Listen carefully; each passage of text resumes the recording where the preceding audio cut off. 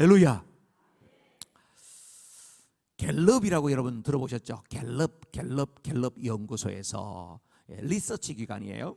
갤럽 연구소에서 사람들이 뭐에 관심이 있나 하는 것에 대해서 조사를 했대요. 뭐에 관심이 있을까요? 사람들의 관심은 어떻게 하면 행복해지나, 여기에 관심이 있더래요. 그래서 행복에 관심이 있구나. 그러면 어떻게 해야 행복할까? 그것도 아마 조사를 했겠죠? 그런데 하버드 대학의 의대의 교수인 조지 베일런트라고 하는 교수님이 행복의 7가지 조건이라고 하는 그런 책을 썼어요. 물론 미국 사람 중심으로 썼기 때문에 여러분들이 생각하는 행복의 기준하고 조금 다를 수도 있어요. 이분이 이야기하는데 7가지 중에 첫 번째가 뭐냐 하면 고통에 대응하는 성숙한 방어 기제. 어려운 문제가 왔을 때에 그걸 어떻게 성숙하게 대처해 나가느냐, 이것이 행복의 1번 조건이다. 두 번째로는 교육이다. 배워야 된다. 배워야 행복해진다. 그 다음에 세 번째로는 안정된 결혼 생활, 이 가정이 참 중요하다. 네 번째로는 담배를 끊으셔야 된다. 금연에 대한 이야기를 했어요. 그 다음에 다섯 번째로는 금주, 술 먹고 이렇게 하게 되면은 그게 행복할 것 같지만 그렇지 않다. 그 다음에 여섯 번째는 운동이었어요. 운동을 열심히 하고 그러면 행복도가 올라간대요. 그 다음에 7번째는요, 여러분들이 상상하지 못했던 행복의 조건이 나왔는데 알맞은 체중, 이렇게 나왔어요. 여러분들은 날씬하잖아요. 미국에 가면은 제일 먼저 눈에 들어오는 것이 뭐예요? 뚱뚱뽀. 미국 사람 너무나도 뚱뚱한 거예요. 너무나도 뚱뚱해요. 나는 좀 이렇게, 나도 좀 살 빼야 돼, 이런 분이 계세요? 미국 가시면 날씬한 거예요.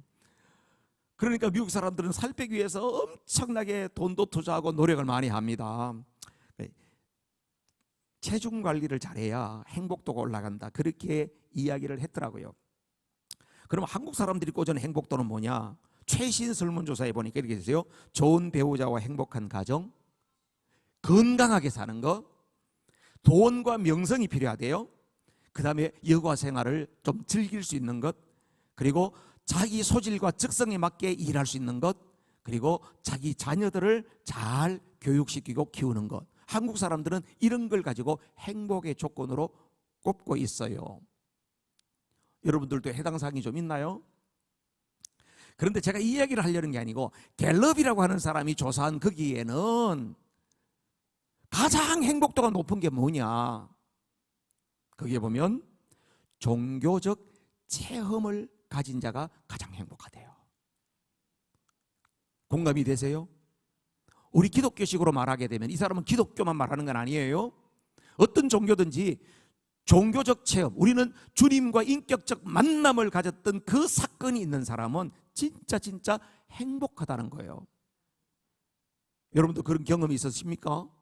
새벽에 나오신 분들은 그런 경험이 있을 가능성이 많아요. 새벽에 지금 영상으로 보고 계시는 분도 그런 분이 있겠죠. 특별히 내가 이 사건은 잊을 수가 없어. 제가 어제 이야기했죠. 제가 목사 다 돼가지고도 그냥 기도 안 돼가지고 그냥 기도하고 그랬더니 3년 만에 방언 주셨던 이야기했죠. 잊을 수가 없는 경험이에요. 또 한 번의 경험은 제가 이민 목회 갔다가요, 그냥 거기서 목회지를 어디에 가든지 간에 거기에서 이제는 말뚝을 박아야지 내가 여기 갔다 저기 갔다 하겠나. 그래서 저는 이민 목회 가면 거기에서 뿌리를 내릴 겁니다, 이렇게 하고 갔는데요, 3년도 못 견뎠어. 한 2년 하고 나니까 목회를 못 하겠어. 죽을 것 같아요. 죽을 것 같아. 연말 연초에 되면 공동회의를 하잖아요. 새해에 예결산 공동회의를 하잖아요. 공동회의를 앞두고 나서 당회를 소집해가지고 당회 그때 시부장님 4분이 계셨는데요, 당회에서 통과가 돼야지 공동회의를 하잖아요. 당회에서 통과가 안 되는 거예요. 2대2로 나눠져가지고 싸우는데 그날 당회를 새벽 2시까지 했어요. 뭐 때문에 통과가 안 되냐? 목사님 사례비 올려주자는 이야기하고 올려주지 말자는 이야기하고 제 앞에서 그걸 가지고 2대2로 싸우는 거예요.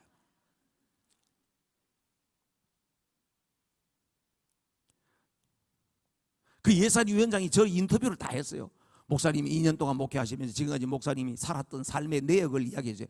미국은요, 삶의 내역 이야기할 필요도 없어. 이 사람이 연봉이 자기면 얼마다 그러면요, 미국은 딱 보면 집 보면 야, 이거 한 달에 얼마 좀 나가겠구나 딱 알아요. 차가 몇 대 있나 딱 보면 아, 이 사람 차가 집에 식구가 넷인데 애들까지 합해서 차가 3대다 4대다 가면 얼마나 그런 게 다 나와요. 다 견적이 딱 나와요. 먹고 사는 건 비슷하고. 근데 그때까지는 교회에서 생활비 받으면 내가 항상 적자를 받거든. 돈이 없었으니까. 그랬었어요. 그 교회는 부흥했어요. 그런데 이제 교회도 부흥하고 있으니까 목사님 한국에서 와서 그동안 힘들게 살았는데 목사님 생활을 정상화해 주십시다. 이런 분하고, 또 어떤 분은 무슨 소리?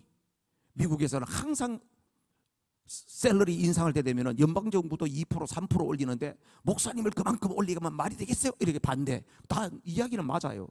아, 근데 자기들끼리 싸우지 제 앞에서 싸우는 거예요. 그 싸움이 격해졌어요. 나중에는 맥살을 잡더라고.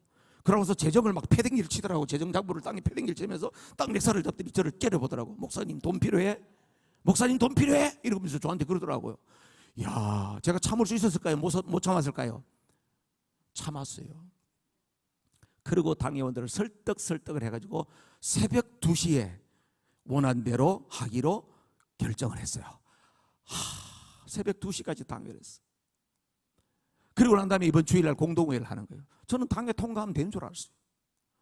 그 다음날 되니까 거기에서 반대했던 분이 교회의 권사님들한테 빅마우스라고 있어요. 빅마우스 권사님. 빅마우스 권사님한테 이야기를 다 했어. 큰일 났다.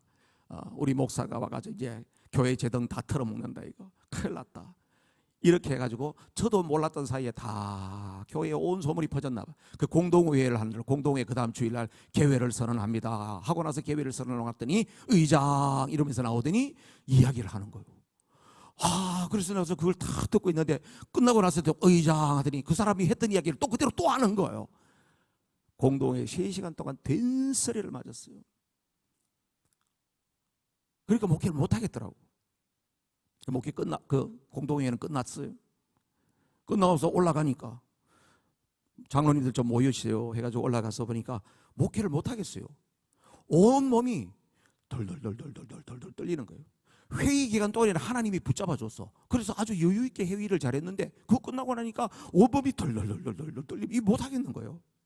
그래서 장로님들 한 주간 동안 제가 기도 주간을 갖고 올 테니까 교회를 잘 이렇게 성도들 다독거리고 그렇게 하십시오. 그러고 올라갔어요. 5일 동안 기도원에 가서 기도의 제목은 딱 2가지. 하나님, 내가 왜 목사가 됐어요? 하나님, 왜 내가 목사가 됐어요? 세상에 그 과정들을 다 거쳐가지고 단임 목사가 돼가지고 하나님 앞에 질문하는 게 내가 왜 목사가 됐어요? 뭐 이런 이야기야. 근데 그 답은 빨리 왔어요. 왜냐하면 이미 수많은 경험들을 했기 때문에. 그런데 한 가지 문제는 해결되지 않는 건 이거예요. 저는 평생에 이민교회 목회를 하겠다고 하는 것은 꿈에도 생각한 적도 없고 기도를 한 번도 이자도 내밀은 적이 없었어요. 그런데 하나님 강권적으로 이렇게 해놨다고. 그 물음이 저에게는 해결이 안 되는 거예요. 하나님, 왜 내가 이민교회 목사가 됐냐고요. 나는 이민목회, 우리 친구가 박 목사 이민교회 한번 해볼, 이민교회 이자도 꺼내지 마라. 나는 관심 없다. 너나 열심히 해라. 내가 이랬잖아요. 하나님, 공항에서 그 친구 만나서 이야기했잖아. 근데 그것까지 하나님한테 다 이야기했어요. 다 이야기했어요. 하루, 이틀, 3일, 4일 똑같은 기도 제목이었어요. 다른 기도는 뭐 기도도 안 되고. 근데요, 4일째 된 날 밤에 하나님께서 제게 말씀하세요. 하나님께서는 굵고 짧게 이야기해요. 하나님께서 제게 딱 말씀하시는데 지금도 잊을 수가 없어요. 너를 이곳으로 부른 것은 한 교회만을 위해서 부른 것이 아니다. 또 한 번 이야기를 들려주세요. 저 위에서 들렸다고 할지 이 속에서 들렸다고 할지 너를 이곳으로 보낸 것은 한 교회만을 위해서 부른 것이 아니다. 그날 제가 얼마나 그냥 행복했는지 몰라요. 그저 막 그냥 빗물처럼 눈물이 쏟아지고 막 몸은 막 이 새털처럼 가볍고 뭐 금식을 했는데도 얼마나 에너지가 막 넘치는지 모르겠어요. 이번 주일날 되기만 해라. 막 너무너무 감격스러운 거야. 그 어려움 당하고 나서 우리 교인들을 다시 어떻게 봐야 될까 이런 생각으로 사실은 기도원에 갔는데 막 주일만 와라. 내가 막 너무너무 기쁜 거야. 그 감격 때문에 제가 10여 년 동안 계속해서 올 수 있었어요. 그 이후에도 이루 말할 수가 없었어요. 우리 교인 중에 한 분이 저 장로 안 시켜준다고 저를 갖다가 680만 불 손해배상 수를 했어. 수가 뭔지 알죠? 고소를 했다고. 법정에서 레터가 왔어. 너가 수를 당했으니까 부르면 와라. 봤더니 고소인 누군가 보니까 아무개 집사님이요. 안수 집사. 나이가 70이 다 됐는데 장로 안 시켜준다고 저를 수했어. 680만 불이 얼마인가. 지금 환율이 많이 높아져서 제가 다시 쳐보니까 88억이더만. 별일을 다 겪어봤죠. 그러나 그 모든 것들을 상쇄하고도 남는 게 뭐예요? 하나님이 내게 들려주시던 음성이에요. 너를 한 교회만을 위해서 이곳에 부른 게 아니야. 그러니까 교회 안에 어려움이 있어도요, 항상 하나님께서는 우리 교회에 어려움이 있어도 내 목회가 힘들어도 하나님은 다른 일을 계획하고 계신다. 이 사실을 생각하니까 너무너무 기쁨이 되는 거예요. 감사가 되는 거예요. 어떤 위기도 극복할 수가 있는 거예요. 어제 광야 이야기했죠? 여러분 상상 이상이에요. 교회에 총 차고 오는 거 장난감 총이 아니에요. 여러분 아시죠? 미국인 총격 사고 너무너무 쉽게 나요. 그 예배를 한번 드리려면 항상 그렇게 여기서 기도할 때, 예배하러 올라갈 때 하나님 오늘 내 인생의 마지막 예배를 드립니다. 그런 마음으로 강대상에 올라갔고, 그런 마음으로 찬양했어요. 그런 마음으로 제 아내는 반주했어요.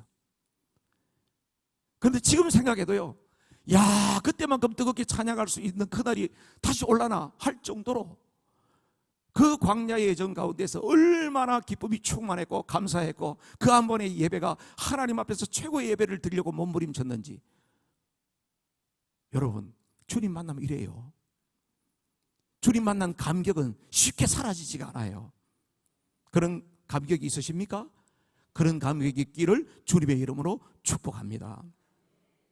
그 사람이 행복한 거예요. 교회는 주일날 와서 예배 한번 드리고 나서 행복은 다 세상에서 다른 방법으로 찾으려고 하는 그리스도인들이 너무너무 많아요. 갤럽이 조사한 가운데에서요, 행복도가 제일 떨어지는 사람이 누군가를 봤더니 알코올 중독자예요. 알코올 중독자. 알코올 중독자로 왜 술을 먹기 시작했을까요? 기분 좋으려고, 행복하려고 술을 먹기 시작했던 거예요. 그게 중독이 됐는데 가장 불행한 사람으로 살더라 하는 것입니다. 여러분 눈치채셨나요? 행복의 기준은 바로 뭘까요? 하나님과 얼마나 더 깊은 만남을 갖느냐에 따라서 행복의 질이 달라지는 것이에요. 오늘 이 새벽에 나오신 분들, 다른 데서 행복을 찾지 말고 주님과 더 깊은 만남을 통하여서 행복한 여정이 되시기를 주님의 이름으로 축복합니다. 주님과의 더 깊은 만남이라고 해서 다른 데 없어요. 기도와 말씀이에요. 그렇죠? 기도와 말씀입니다. 이번 성회를 통해서 기도와 말씀을 자기 자신을 점검해 보면서 나는 기도는 뜨겁게 하는데 말씀이 너무 빈약하구나 하는 사람은 말씀의 그 질을 끌어올려야 될 것이고, 나는 성경은 많이 읽고 하는데 난 기도가 잘 안 돼 하는 사람은 기도가 더 보강이 되어야 될 것이고, 그래서 밸런스를 맞추시게 되면 여러분들이 훨씬 더 행복하고 복되게 될 줄로 믿습니다. 여러분 좋아하는 찬송 가운데 내 영혼이 연총 입어 충만제 찐복고원 있지요. 3절에 뭐가 있어요? 높은 산이 거친들이 초막이나 궁궐이나 내 주 예수 모신 곳이 그 어디나 뭐예요? 하늘나라예요. 하늘나라. 환경이 문제가 아니라는, 주님 모시고 있다, 주님이 나와 지금 함께하고 있다, 이 사실이 우리를 얼마나 행복하게 만드는지 모릅니다. 성경에 등장하는 인물들 가운데에서 보면요, 좋은 환경에서 하나님과 깊은 관계가 아니었어요. 거친 광야길을 걸어가면서 그들이 주님과 깊은 만남 속에 있을 때에 우리에게 주옥 같은 말씀들을 남겨두고 있는 게 시편 아니에요. 다윗을 기억하시죠? 얼마나 힘든 과정 속에 있었습니까? 그런 과정 속에서 여호와는 나의 목자시니 내게 부족함이 없으리로다. 세상의 모든 사람들이 가장 좋아하는 그 아름다운 시를 남기게 되는 것 아니겠어요? 왜? 하나님과 깊은 만남이 깊어지면 깊어질수록, 관계가 깊어지면 깊어질수록 마음속에 말할 수 없는 행복이 주어지더라 하는 것입니다. 제자 훈련은 단순 반복 지속인데 아무리 바빠도 이 이야기는 또 하고 가야죠. 성경의 주제가 뭐라고요? 뭐라고요? 지치셨네. 지치셨어. 목사님 이제 그만 멀어요. 우리 다 알아요. 그거예요? 성경의 주제가 뭐라고요? 그렇지, 하나님 나라죠. 네. 성경의 내용은 뭐라고요? 예수 그리스도죠. 그렇습니다. 그럼 창세기부터 요한계시록까지 나와 있는 그 모든 것을 한 센텐스로 만들려면 뭐예요? 하나님께서 예수 그리스도를 통하여서 반드시 하나님의 나라를 세우신다는 거예요. 아멘이시죠? 창세기부터 요한계시록까지 이야기가 뭐야? 누가 물어요. 야, 성경 뭐 두꺼운 거 들고 다니면서 그거 뭐 알고나 보냐? 그 무슨 이야기야? 그럼 알지. 뭐야? 창세기부터 요한계시록까지인데 이 이야기가 하나님께서 예수 그리스도를 통하여서 반드시 하나님의 나라를 세운다는 거야. 여러분, 수준 있는 사람 되는 겁니다. 그걸 보고 뭐라 그러냐면 구속사라 그래요. 구속사. 구속사. 구속사는 바로 하나님의 구원 역사라 그랬죠? 네, 하나님의 구원 역사입니다. 물론 성경을 이런 관점으로 보는 사람도 있고 다른 관점으로 보는 사람도 있어요. 저는 성경을 구속사의 관점으로 보니까 성경이 너무나도 많이 열리게 되고 하나님께서 너무나도 큰 은혜를 주셨어요. 그래서 늘 구속사의 관점을 이야기하는 것입니다. 여러분, 구속사의 관점으로 보는 데 있어서 중요한 키워드가 있었지 않습니까? 키워드, 그죠? 제일 처음에 뭐였어요? 은혜. 그 다음에 불러보세요. 구원. 그 다음에 뭐 있었어요? 세례. 이제 그림 안 그려요. 여러분, 이제 그림 그릴 수준은 넘어갔어요. 세례 다음에 뭐 있었어요? 광야. 광야가 있었는데 5가지가 예가 있었죠. 그 다음에 뭐가 나와요? 예, 시내산인데 여기는 말씀이에요. 그 다음 말씀 다음에 뭐가 있을까요? 내일, 오늘 저녁이군요. 예, 성막이죠. 성막은 다른 말로 하면 이 예배에 대한 이야기예요. 1시간 더 해야 되는데 1시간 더 해야 되는데 이게 뭐냐면 출애굽기 40장 이후는 뭐냐 이거예요. 그것은 가나안의 삶이에요. 가나안의 삶. 우리가 이런 구속사의 프로세스를 쭉 걸어가는 이유 자체가 뭐냐 하면 가나안의 삶을 멋지게 살기 위해서 거기를 가는 거예요. 하나님께서 이스라엘 백성들 광야에서 그토록 연단하고 다듬으시고 깎으시고 이렇게 하는 이유가 뭐냐? 가나안에 들어가서 하나님의 백성으로 멋있게 사명 감당하면서 살도록 하기 위해서 그 과정을 거쳐가는 것이에요. 할렐루야. 그 광야에서 오래 그냥 퍼지고 있으라고 그런 게 아니라니까. 자, 여러분들 그러면 자, 은혜는 몇 장부터 몇 장이었어요? 1장부터 11장까지였다. 구원은 12장이었다. 그죠? 자, 세례는 몇 장이었죠? 이것도 다 알면 대단한 선수인데 13에서 14장이었어요. 그죠? 광야는요 15장에서 18장까지였고요. 말씀은 19장에서 24장이었어요. 그 다음에 성막은 25장에서 40장까지였어요. 와우. 자, 그런데 이걸 갖다가 분기점이 있었습니다. 이걸 분기점을 나누면 어디서 나눌 수 있냐면 여기서 이렇게 나눌 수가 있습니다. 그래서 이 앞부분을 뭐라고 그러냐면 구원, 칭의 구원이에요. 칭의. 칭의가 뭐냐면 믿음으로 의롭게 되는 것이에요. 이 구원이라고 하는 것은 노력으로 내가 뭐 열심히 해서 그렇게 되는 게 아니에요. 어떻게 돼요? 믿음으로 구원 얻는 거예요. 에베소서 2장 8절 9절 말씀 여러분 처음에 들었지 않습니까? 그죠? 하나님이 값없이 주시는 은혜예요. 구원 얻는 거예요. 그걸 칭의라 그래요. 그래서 이것을 화살표로 이야기하면 위에서부터 이렇게 내려오는 화살표야. 하나님이 그냥 주시는 거예요. 그 우리가 받으려면 무슨 손을 내밀어야 돼요? 믿음의 손을 내밀어야 돼. 하나님의 은혜와 믿음이 합쳐져서 구원의 역사가 일어난다. 그 다음에는 성화였어요. 이거는 삶이라고 하는 것이죠. 하나님께서 이런 은혜를 주셨으니까 우리 입장에서는 어떻게 해야 돼요? 하나님 앞에 뭔가 반응은 해야 될 거 아니에요. 반응하는 삶이에요. 이것이 성도의 크리스찬 라이프입니다. 구원받은 사람들이 이런 삶을 살아가야 된다고 하는 것이죠. 그래서 이 구원의 은혜라고 하는 것은요, 아까 이야기했죠, 일방적이에요. 하나님께서 값없이 주시는 거예요. 무조건적으로 주는 거예요. 그런데요, 이 성화의 삶을 보면요, 일방적이 아니에요. 쌍방적이에요. 하나님께서는 구원해놓고 나시면 그 다음에는 무조건 공짜 아니다 이제는 하나님 그렇게 말씀하십니다. 하나님이 우리에게 요구하십니다. 오늘도 신명기에도 이야기하죠. 하나님이 요구하시는 것이 무엇이냐 이야기하시죠.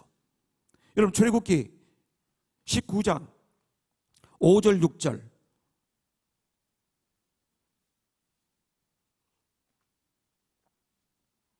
다 같이 읽어볼까요? 시작. 세계가 다 내게 속하였나니 너희가 내 말을 잘 듣고 내 언약을 지키면 너희는 모든 민족 중에서 내 소유가 되겠고 너희가 내게 대하여 제사장 나라가 되며 거룩한 백성이 되리라. 너는 이 말을 이스라엘 자손에게 전할지니라. 아멘. 모세가 이스라엘 백성들을 데리고 나왔을 이때가 요 6월절이잖아요. 6월절이 며칠이에요? 1월 14일이에요. 1월 14일. 자, 이 말씀을 위해서 시내산에 도착을 며칠 날 하느냐 하면 3월 1일에 도착을 해요. 3월 1일에 도착했는데 하나님께서 모세에게 모세야 말씀을 하는 거예요. 이스라엘 백성들한테 가서 이렇게 이야기를 해라. 이렇게 이야기를 해라. 그러고 나서 이스라엘 백성들이 거기에 대한 대답을 너가 듣고 와라. 이거였어요. 그게 바로 뭐냐면 오늘 읽은 말씀대로 이제 너희들이 내가 하는 말을 잘 지키면 말씀을 잘 듣고 행하면 어떻게 한다? 거룩한 나라가 되고 제사장의 나라가 되고 내 소유가 될 것이다. 그러니까 어떻게 돼요? 하나님께서는 이제는 쌍방적인 계약을 하고 있다는 거예요.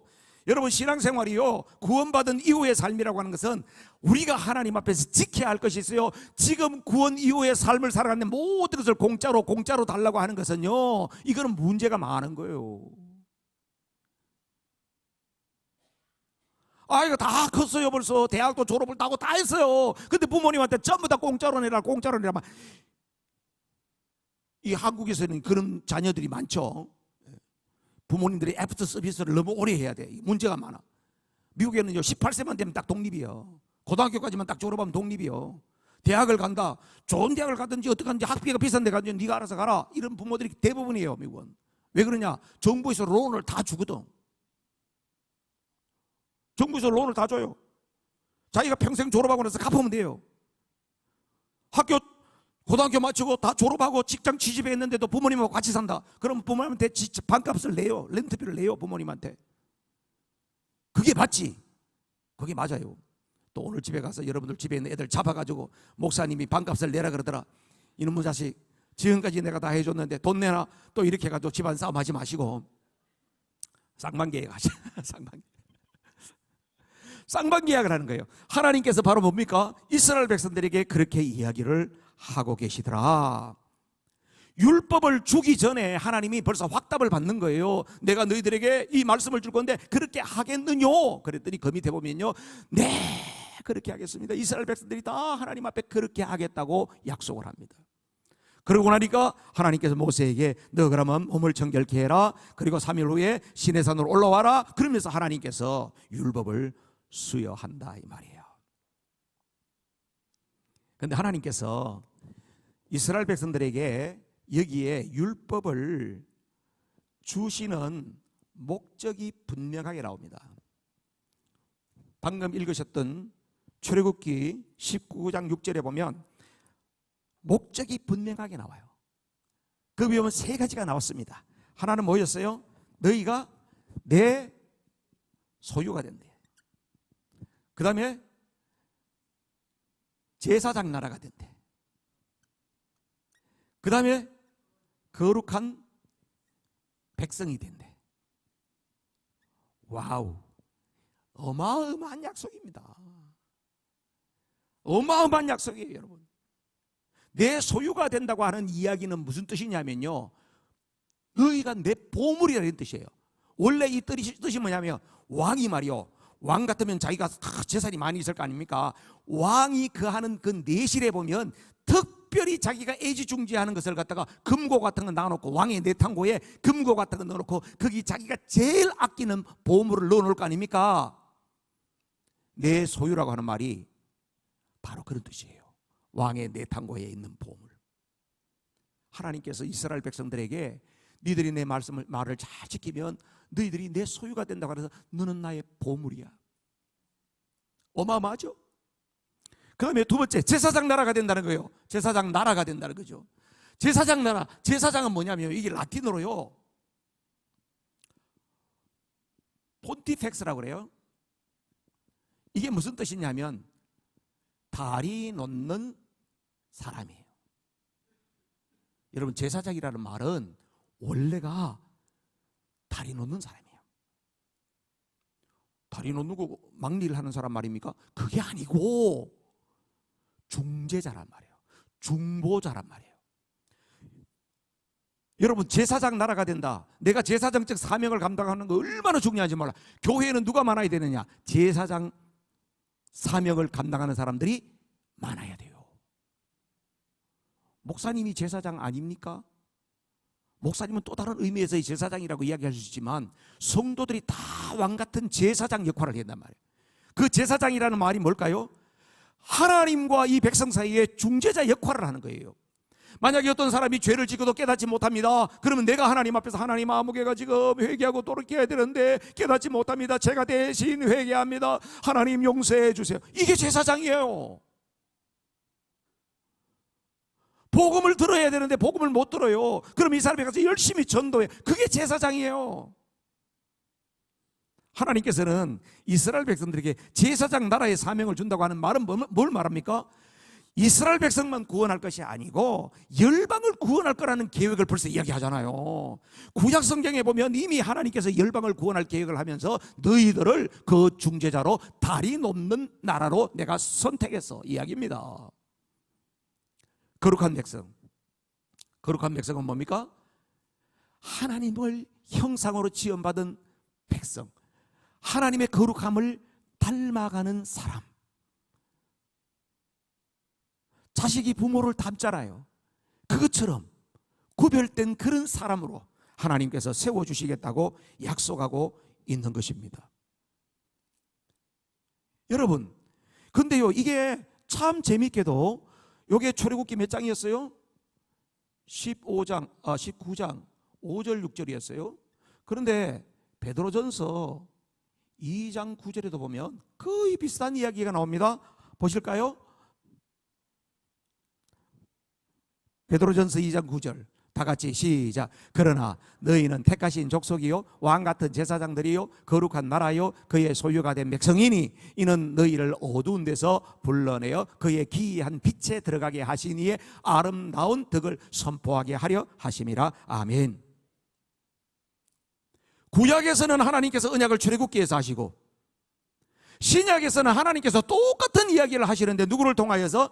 이 베드로, 사도 베드로를 통하여서 하나님께서 우리를 왕같은 제사장으로 거룩한 백성으로 구별하여 세우셨다는 거예요. 그럼 신약에서 이야기하는 것은 누구예요? 구약에는 이스라엘 백성이었어요. 신약에서는 교회 공동체를 통하여서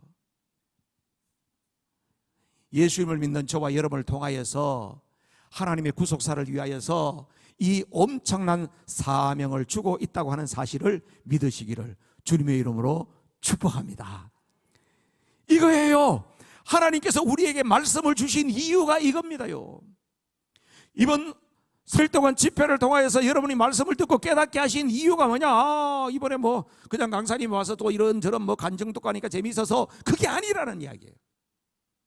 여러분이 거룩한 백성이고 하나님 앞에서 참으로 보배로운 존재이고 왕같은 제사장으로서 다리 놓는 사람으로서 그런 삶을 살도록 우리 하나님께서 우리를 부르고 있다고 하는 사실을 믿으시기를 주님의 이름으로 축복합니다. 자, 그러면요, 이게 프로세서예요. 프로세서라는 것은 쭉 발전해 간다고 하는 것을 말하고 있지 않겠습니까? 그죠? 요한 1서 5장에 보면 어떻게 되어 있냐면요, 세상을 이기는 이김이 이것이니 하면서 세상을 이기는 믿음 세 가지를 이야기하고 있어요. 세상을 이기는 믿음이 뭐가 있냐면요, 피의 증거, 물의 증거, 성령의 증거라고 이렇게 분명히 말씀해요. 세상을 이기는 믿음이 이거라는 거예요. 자, 그러면 여러분 하나님의 구속사에 딱 비춰봤을 때 뭐예요? 요번에 6월절 어린 양의 피 있잖아요. 그러니까 이게 바로 피해 증거를 이야기하는 거구나. 그 다음에 세례와 광야를 보니까 어떻게 해요? 이게 혹독한 시련을 통하여서 이건 물의 증거를 이야기하는 거구나. 그 다음에 말씀 성막이라고 하는 것은 이건 예배를 통하여서 바로 이건 뭡니까? 성령께서 말씀 가운데 예배 가운데 임하셔서 성령의 증거구나. 우리의 믿음을 증거하는 것이 피의 증거, 물의 증거, 성령의 증거로 발전해 간다는 거예요. 발전해 가야 돼, 믿음이. 그 다음에요, 지난번에 이야기했나요? 제가 요한일서 2장에 보면요, 이렇게 이야기하고 있어요. 우리의 신앙을 아이와 같은 신앙이 있고요, 청년과 같은 신앙이 있고요, 아비와 같은 신앙이 있어요. 아비. 그러면 이 요한일서 2장에는 아이와 같은 신앙은 뭐냐? 죄를 씻는 거라는 거예요. 죄를 씻어야 돼요. 이 세상에 태어난 모든 사람은 일단은 죄가 씻음받아야 돼요. 죄가 어떻게 씻어집니까? 예수님의 십자가의 보혈로 씻어지는 줄로 믿습니다. 여러분 모두 예수님을 영접하셨죠? 혹시 예수님을 날 영접 안 하고 그냥 몸만 왔다 갔다 하는 사람은 예수님을 영접하셔야 돼요. 예수님 영접하지 않으면 다른 모든 것이 소용이 없어요. 신앙생활의 출발 자체가 안 되는 거예요. 보혈로 씻어야 됩니다. 십자가의 보혈로 씻어지기를 주님의 이름으로 축복합니다. 그 다음에는요, 청년이 있어요. 그것은 바로 죄를 이김이에요. 죄가 자꾸 있을 때에 죄에 자꾸 지는데 믿음이 자라게 되면 어떻게? 죄를 이기는 거예요. 내가 옛사람에서 벗어나 새사람으로 자꾸 새로워지는 거예요. 그 다음에요, 이 아이는 뭘까요? 하나님 아버지의 마음을 아는 거예요. 이 아비의 마음이라고, 아비는 영적으로 아비가 됐다고 하는 것은 하나님 아버지의 마음을 헤아리는 거예요. 자식이 크면 어떻게 될까요? 철들면 엄마 아버지 마음을 헤아려 주잖아. 내가 부탁을 안 해도 다 알아서 해주잖아. 그렇죠? 우리 아들도 키워라는데 이제는 직장 생활하고 그러거든요. 그래서 아빠가 이번에 한국 갔다 오니까 기도 많이 해라. 저 멀리 캘리포니아에 살아요. 저하고 비행기 타고 5시간 반이나 가야지 있는 동네에 살거든요. 그래서 멀리 살아요. 끝과 끝에 살아요. 아빠 이번에 가서 한국에서 좋은 여행 되기를 원합니다. 아빠 쓰시라고 제가 조금 보냈습니다. 현찰을 주면 좋아하더만, 그죠? 저도 이제 그 나이가 됐어요. 그래가지고 고맙다 아들아. 어떻게 해요? 자식이 크면 부모의 마음을 헤아려 주잖아요. 신앙이 자라면 누구를 헤아려요? 하나님 아버지의 마음을 헤아리는 사람이 돼요. 그렇게 되기를 주님의 이름으로 축복합니다. 여러분, 이렇게 발전해 가야 된다는 거예요. 이걸 계속 그리는 이유는 그냥 지식으로 남아있는 것이 아니고 나의 주소가 나와야 돼요. 내가 지금 구원은 받았는데 전혀 내가 움직이지 않고 있었구나. 내가 지금 자존심을 내가 못 내려놓고 있구나. 내가 뭘 필요해요? 세례 정신이 필요하구나. 세례. 매일매일. 오늘 아침에 하나님, 내가 오늘도 죽습니다. 오늘도 만나는 사람, 비즈니스 현장에 만나는 사람들에게 내가 주장하지 않고 내가 섬기는 자가 되게 해주세요. 내 자존심을 내려놓게 하세요. 이게 바로 뭔가 세례 정신. 광야도 어제 5가지 이야기했지 않습니까? 그죠? 그 일들을 경험하면서 여러분이 해결을 본 것도 있지만 아니 해결을 못 본 거 있잖아요. 답이 거기에 있잖아. 성경이 우리에게 답을 주잖아요. 그 답을 생각하면서 그 답대로 가야 되는 것이에요. 그 다음에 오늘 뭐예요? 말씀을 주잖아요. 말씀을 주세요.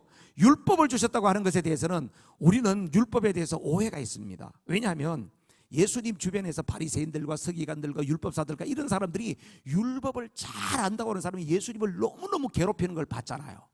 그렇기 때문에 율법하면 그거 안 돼. 그렇지 않습니다. 여러분, 율법이 좋은 거예요, 나쁜 거예요?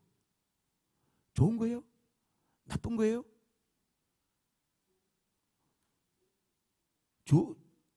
좋다가 나쁘다가 그래요?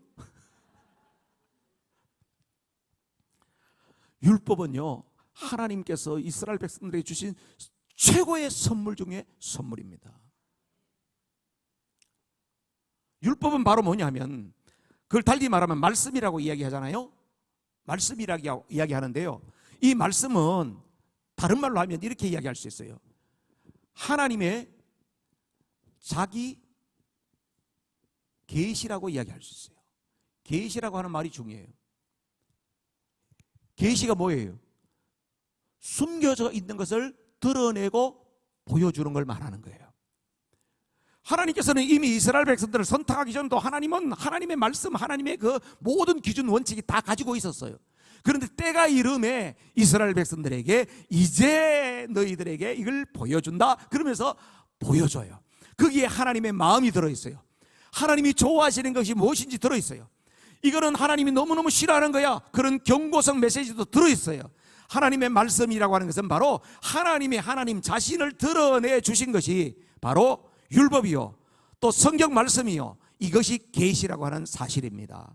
세상에 있는 모든 종교들은요, 나름대로 경전을 가지고 있고 자기 나름대로 신화를 가지고 있어요. 근데 그거는 어떻게 해요? 자기들의 신이 준 거예요? 그게 아니고 사람들이 필요에 의해서 만든 거예요.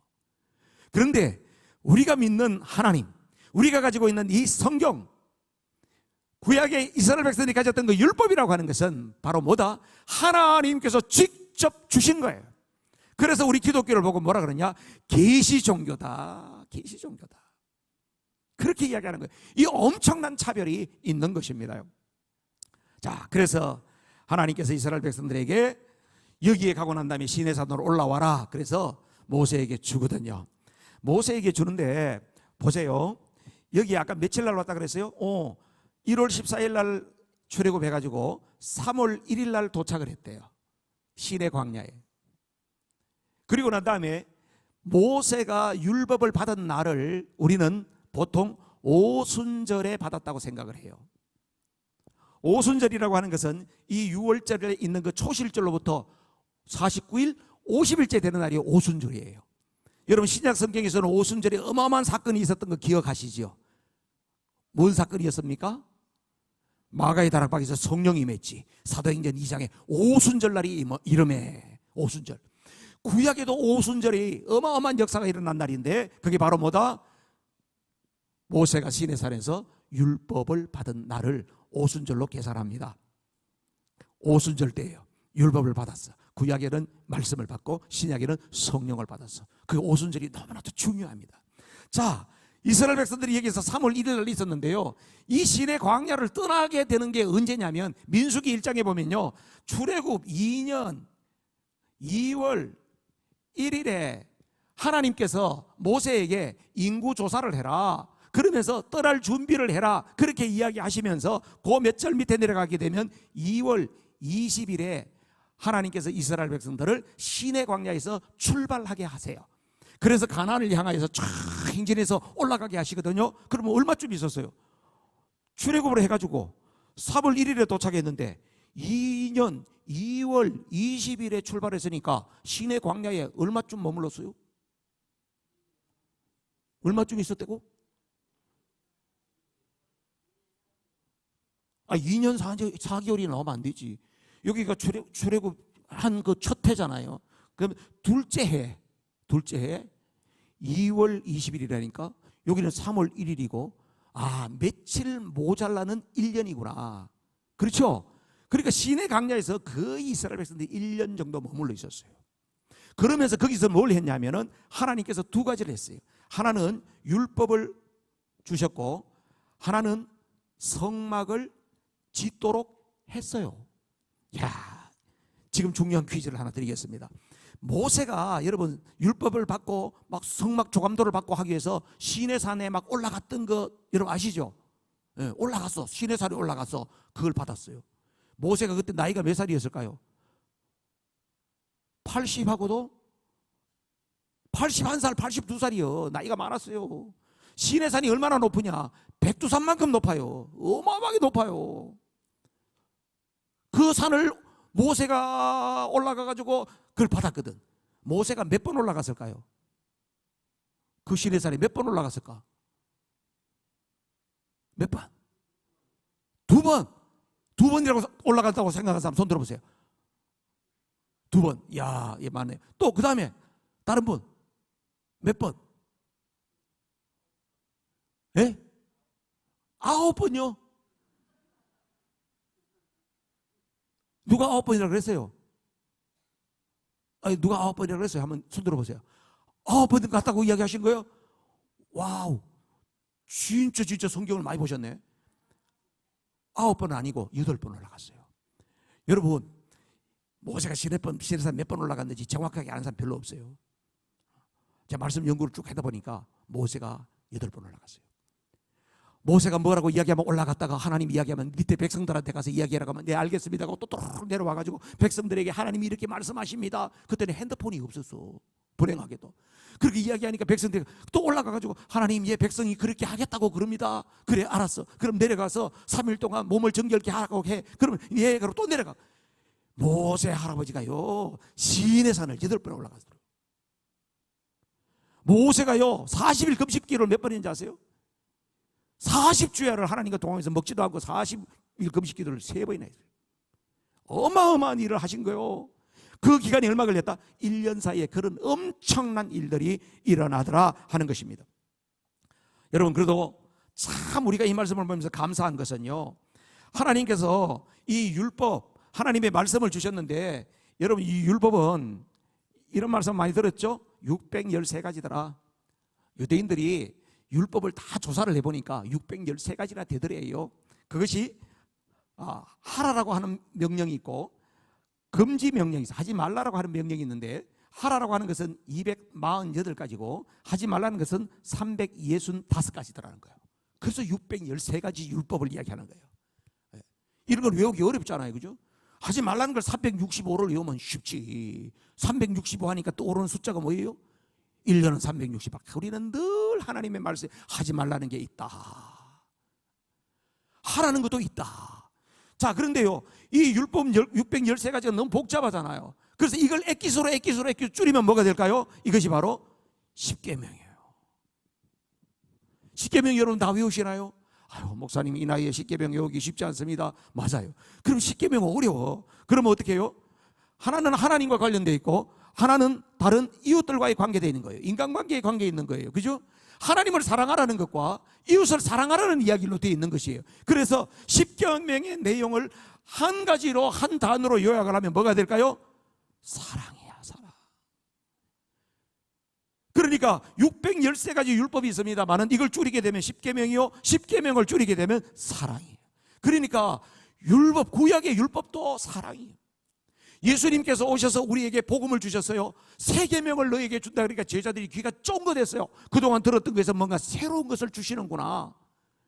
요한복음에서 예수님이 뭐라 그래요? 새 계명을 너희에게 주노니 서로 사랑하라. 내가 너희를 사랑한 것 같이 너희도 서로 사랑하라. 너희가 서로 사랑하면 이로써 모든 사람들이 너희가 내 제자인 줄 알리라. 신약이나 구약이나 다 사랑이에요. 그래서 우리 기독교에서 사랑의 종교라고 이야기하는 것입니다. 이 하나님의 구속사의 프로세스를 쭉 보면요, 구약이나 신약이 똑같다니까요. 그래서 이 흐름을 안다고 하는 것이 얼마나 중요한지 몰라요. 그런데 또 한 가지 감사가 있어요. 감사가 뭐냐면 구원을 받는데 구원 이전에 만약에 예를 들어서 여러분 이 말씀이 와가지고 여기에 와 있다 이렇게 생각해 보세요. 무슨 말일까요?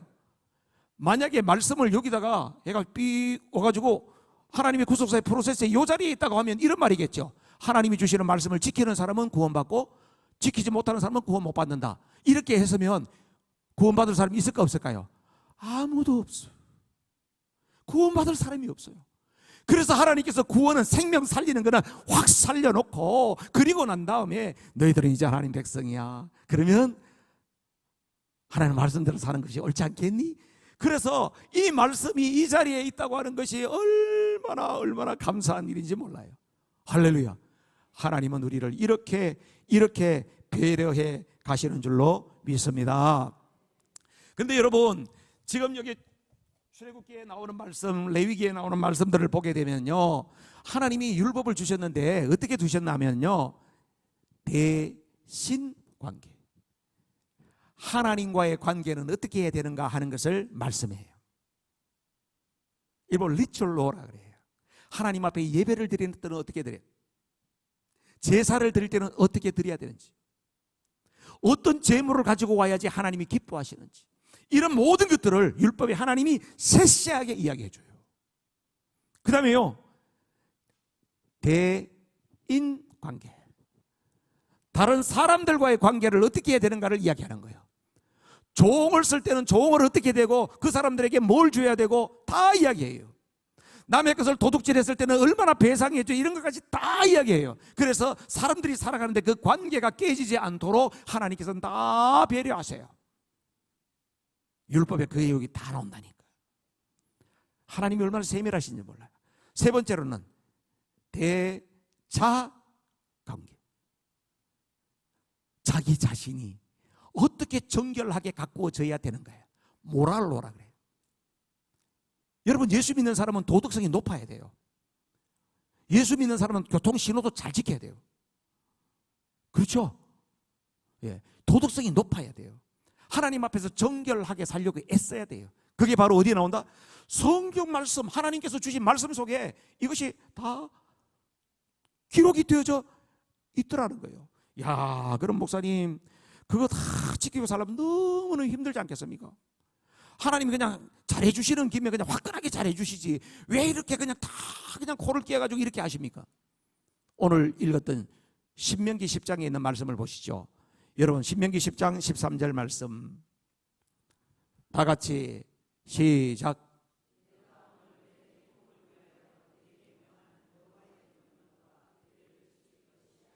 아멘.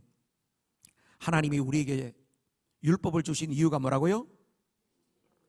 뭐를 위해서? 네 행복을 위해서.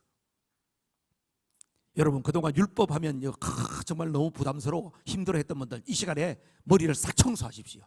하나님께서 우리에게 말씀을 주신 이유가 뭐다? 우리를 행복하게 하기 위해서 주셨다는 거야. 여러분, 성경에는 사실은 이게 행복이라는 단어는 별로 안 나옵니다. 딱 2번 나옵니다. 신명기에, 구약 성경에는 딱 2번 나와요. 신약 성경에는 로마서에도 2번 나오긴 나오는데요, 이 행복이라는 이야기가 딱 2번 나오는데 여기 나오는 거예요.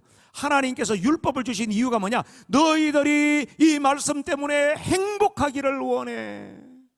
이 말씀대로 사는 것이 얼마나 행복한 길을 알기를 원해. 그 앞에 보면 12절에 이런 말씀이 나오잖아요. 12절 시작. 이스라엘아, 내 하나님 여호와께서 내게 요구하는 것이 무엇이냐? 곧 내 하나님 여호와를 경외하여 그의 모든 도를 행하고 그를 사랑하며 마음을 다하고 뜻을 다하여 내 하나님 여호와를 섬기고. 하나님이 요구하시는 것이 있다는 거예요. 하나님 여호와를 경외하라, 그 모든 도를 듣고 행하라, 그를 사랑하라, 마음과 뜻을 다하여 하나님을 섬기라. 왜? 네가 행복했으면 좋겠어. 여러분, 우리가 행복하기를 원하는 것보다도 하나님께서 우리가 훨씬 더 행복하기를 원하세요. 시편 1편 아시죠? 복 있는 사람은 악인의 꾀를 쫓지 아니하고 죄인의 길에 서지 아니하고 오만한 자의 자리에 앉지 아니하고 오직 여호와의 율법을 즐거이 글을 주야로 묵상하는 자로다. 거기에 보면요, 세번역 성경에 보니까 제목을 이렇게 달았더라고. 참된 행복. 와, 시편 1편은요 참된 행복의 비밀을 이야기해 주는 거예요. 참된 행복의 비밀이 있다는 거예요. 여러분, 복이라고 하는 것이요, 야, 이게 오늘도 또 아침에 또 문자를 하나 배우셔야 됩니다. 복이라고 하는 것이 원문에 보면요 2가지 나와요. 하나는 뭐냐? 바라크가 있어요. 바라크. 하나는 또 아샤르가 있어요. 아샤르. 따라해보세요. 바라크. 바라크.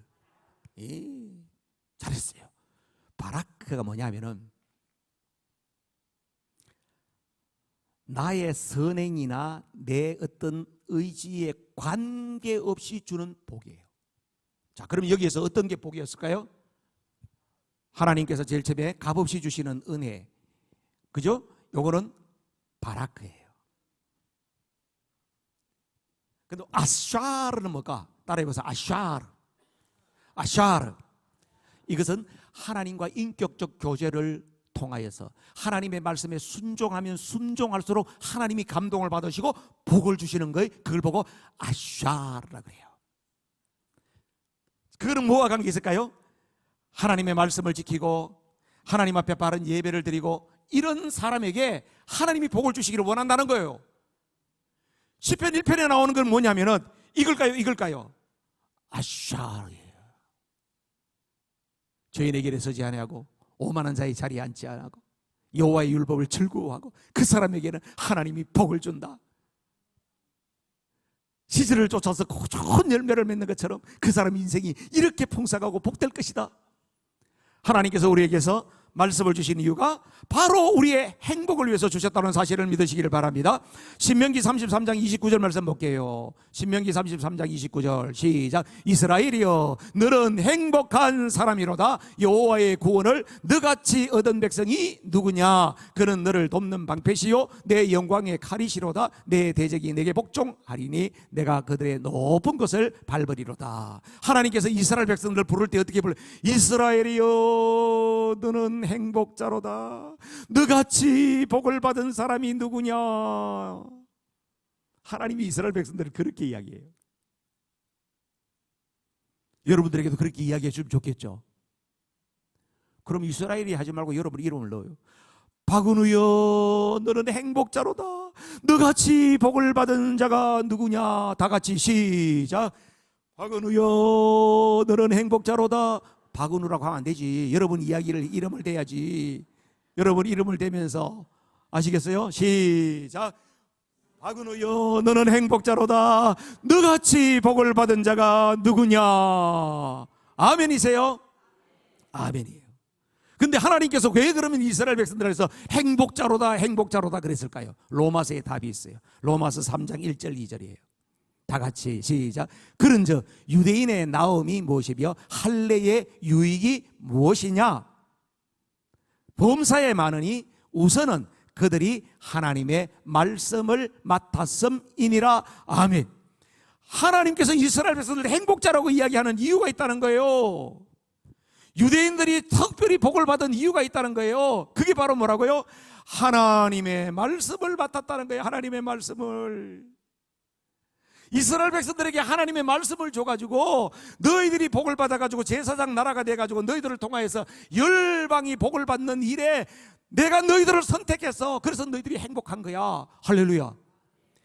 오늘 여러분들이 깨달은 말씀을 누군가에 가서 전달하고 딜리버리 하는 사람이 된다고 하면 여러분들이 정말 행복한 사람이 되는 것이에요. 그래서 말씀 딜리버리 해야 돼. 말씀 딜리버리. 저는 말씀 배달꾼이에요. 하나님께서 깨닫게 해주신 말씀을 가지고 선교지에 가서 선교사님들한테 말씀 딜리버리하고. 선교사님은 참 힘들어요. 가보면요 다 복음으로 충만해가지고 선교지에 갔거든. 근데 선교지에 가니까 비빌 언덕이 있어야 되잖아요. 그러니까 그 뭐 선교센터를 짓고 뭐 교회를 짓고 신학교를 만들고 이런 거 하느라고 그냥 한국에 가서 선교비 주세요 해가지고 또 거기 가서 막 공사하고 현지인들이 말을 잘 안 듣잖아요. 그럼 막 자기들이 그냥 막 같이 노가다를 하고 이렇게 해가지고 다 지어놓고 나서 이제 말씀 사역을 좀 하니까 세월이 10년 지나가는 거예요. 그러니까 다 지쳤어. 다 지쳐있는 사람이 너무 많아. 선교사로 갈 때는 말씀 전하려고 갔는데 말씀 전하는 거는 그냥 막 지쳐가지고 다른 일에 그냥 지쳐버렸어. 그런 사람 너무 많아요. 그래서 저는 딜리버리 하러 가요. 선교사님들 모아놓고 이런 말씀 전하고 또 심플하게 전할 수 있는 거 도표 만들어드리고.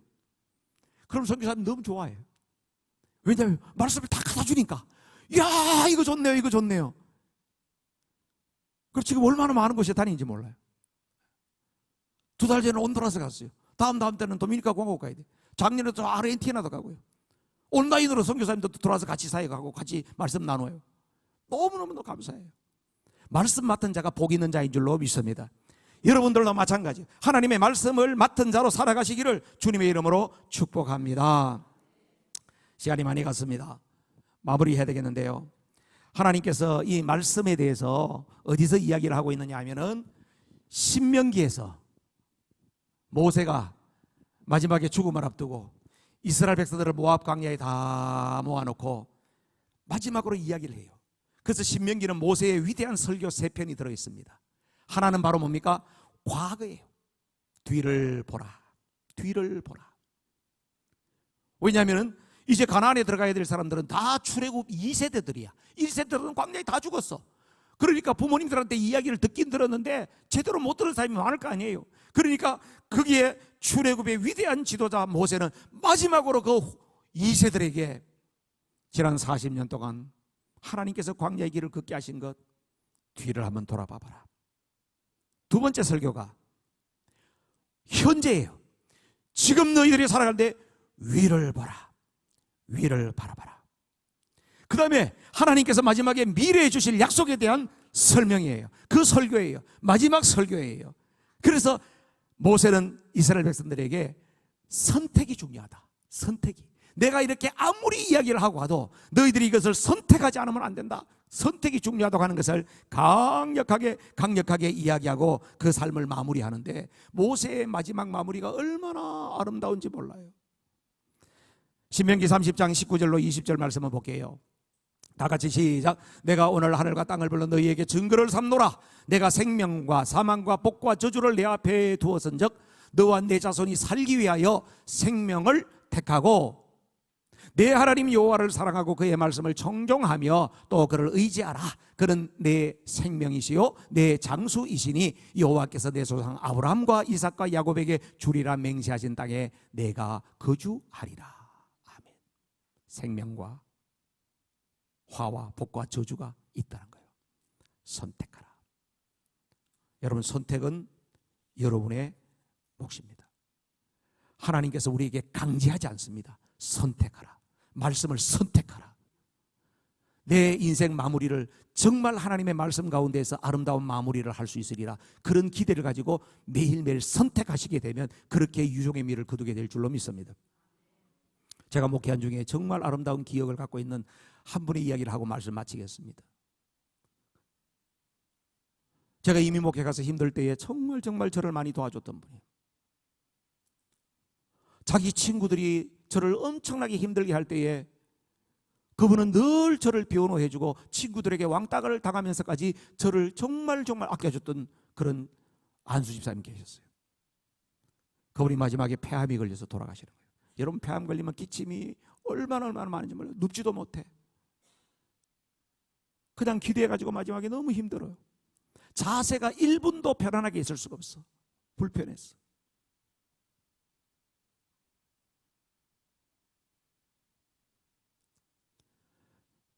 마지막에 임종이 가까워졌을 때 제가 여러 차례 병원에 신방을 갔습니다.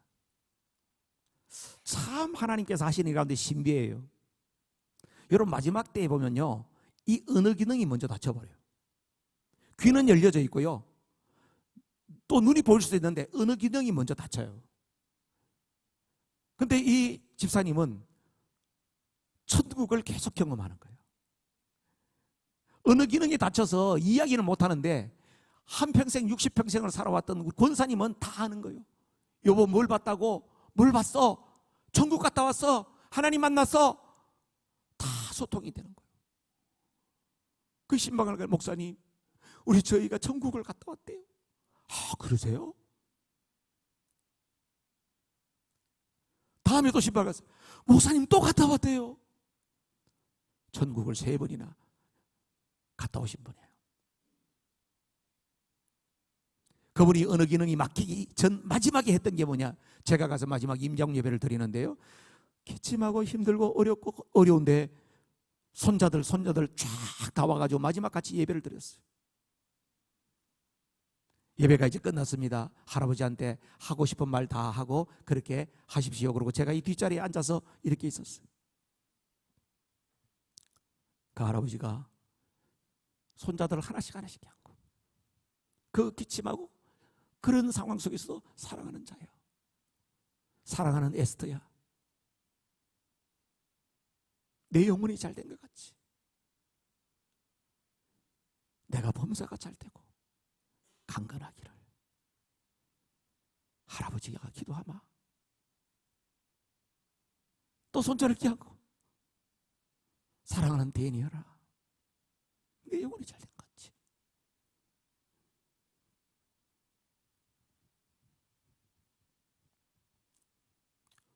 저는 뒤에 앉아서 창세기 49장을 봤어요. 야곱이 마지막 자기 자녀들을 축복하는, 마지막 유언하는 장면을 봤어요.